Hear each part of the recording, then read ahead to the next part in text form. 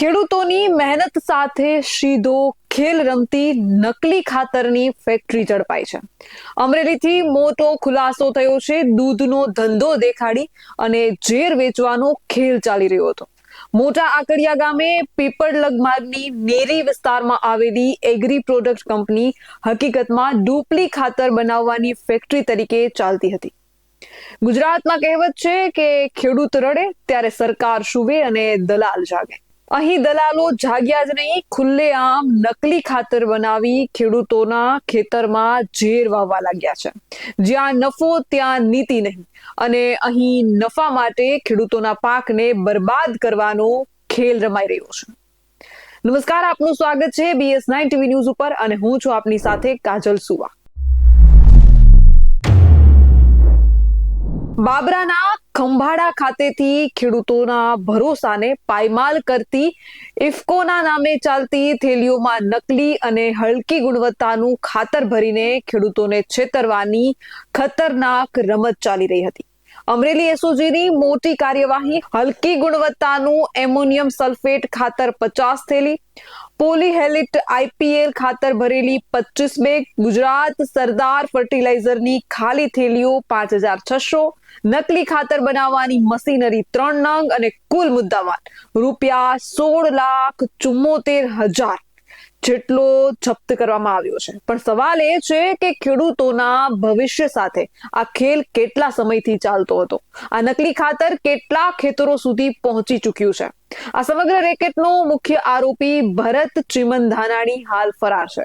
અને સવાલ એ છે કે શું આવા લોકો કોઈ રાજકીય કે સિસ્ટમના સંરક્ષણ હેઠળ તો નહોતા? એક બાજુ શિયાળામાં યુરિયા ખાતરની ભારે અછત જોવા મળે છે અને બીજી બાજુ કાળા બજારનો ખુલ્લો ખેલ પકડાય ત્યારે તંત્રની કામગીરી ઉપર સવાલ ઉઠે છે. ખેડૂતોને પાકનો યોગ્ય ભાવ મળતો નથી અને ઉપરથી નકલી ખાતર નાખી પાક બગાડવામાં આવે છે. તો હવે ખેડૂતોને જવું ક્યાં? આ માત્ર ગુનો નથી, આ ખેડૂતો સામેનું આર્થિક યુદ્ધ છે. આ અન્નદાતાને બરબાદ કરવાની સાજિશ છે. અમરેલી એસઓજીની આ કાર્યવાહી સરાહનીય છે, પરંતુ હવે જરૂર છે મોટા માથાઓ સુધી પહોંચવાની, ફરાર આરોપીઓને ઝડપવાની અને ખેડૂતોના હિતમાં કડક કાર્યવાહી કરવાની. મુખ્ય આરોપી ભરત ચિમનધાનાણી હાલ ફરાર છે, પરંતુ સવાલ એટલો છે કે શું એક માણસ આટલું મોટું રેકેટ ચલાવી શકે? કે પછી આગળ અને પાછળ ભ્રષ્ટાચારીઓની મોટી લાઈનો છે? અન્નદાતા સાથે દગો કરનારને કાયદો ક્યારેય માફ ન કરવો જોઈએ. શિયાળામાં યુરિયાની અછત, બજારમાં કાળો વેપાર અને ખેડૂતો માટે એક કહેવત સાચી પડી છે કે આગ બાજુમાં હોય ત્યારે પાણીનો ભાવ વધી જાય. એટલે કે નકલી ખાતરોના કારણે યુરિયા જે છે એ મળતું નથી અને એના કારણે યુરિયાની અછત સર્જાય છે અને ખેડૂતોને યુરિયા માટે લાંબી લાઈનોમાં ઊભું પડે છે. આ કોઈ નાની ઘટના નથી, આ અન્નદાતા સામેની ખુલ્લી લૂંટ છે.